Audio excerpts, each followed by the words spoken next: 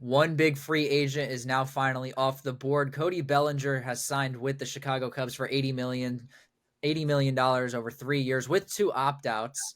What are your first thoughts on this? This dude at one point told everybody, I haven't even received an offer from anybody in January, and now finally gets a contract, but it's not a contract that most of us expected.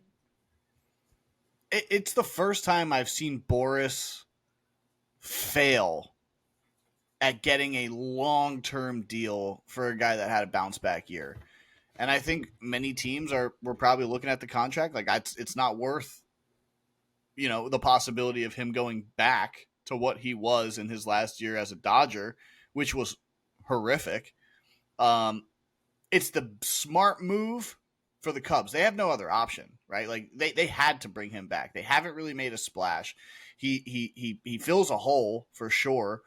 He fills a bat for sure in that type of stadium. It's the smart move for both parties. At least he gets semi-paid over the 3 years. You know what I mean? Like he gets like what 25, 20, 27 and a half mil, something like that. Like it's not a bad deal. It's the first time I've seen Boras fail to give someone like a 9-year deal, which is probably why no one was offering. That's a great point. Yeah, you typically don't see Scott Boras clients, I don't say below market value. I'm not quite sure what market value is at the present moment, but you don't see them win the deal. I feel like depending on what those player options, what is it, 2 player options out of it, Jedi? Yes.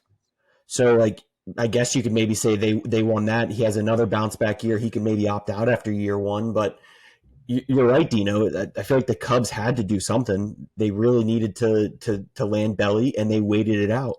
But you're right. You don't see Boras lose like this typically.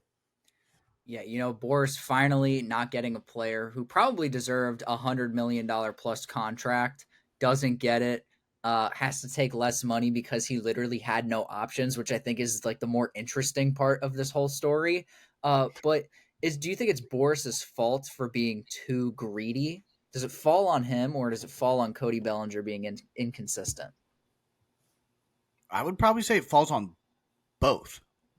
Yeah, I'm very confident to say it falls on both.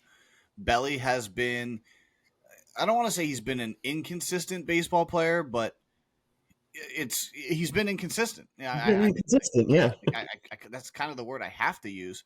And I do think Boras has the reputation of, squeezing every dollar out of every club, and that's his job, and I respect it. But to be honest with you, I can't wait until there's another agent out there that's just the next Scott Boras, and there's 2 of them doing it. Because I don't want that at all, man. I feel like Boras is the reason we're in that arms race that we are now. Yeah, like economies of scale and the leagues grow and the salary cap grows, but it's reasons like Boras that teams like get tied to one player for a decade. That if they swing and miss, figuratively speaking, the entire franchise is screwed. Like you're talking about like 8 years down the drain off of one Scott Boras client, hitting that $300 or $300 million payday. But it takes 2 to tango, and those teams are signing those contracts, even though because they have to. I know, but no, you don't though. Deep down, it's in year 6, 7, 8. I'm gonna get screwed.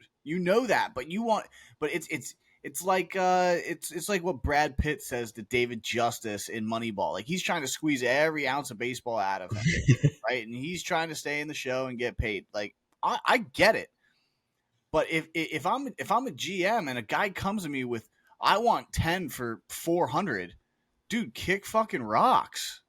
Like I'm not like you could be the best player in the world. If you're worth that money, I'm going to pay you. If there's an inkling of doubt that I don't think you're going to be worth it in 5 or 6 years, and go back to the Anthony Rendon contract. You know what I mean?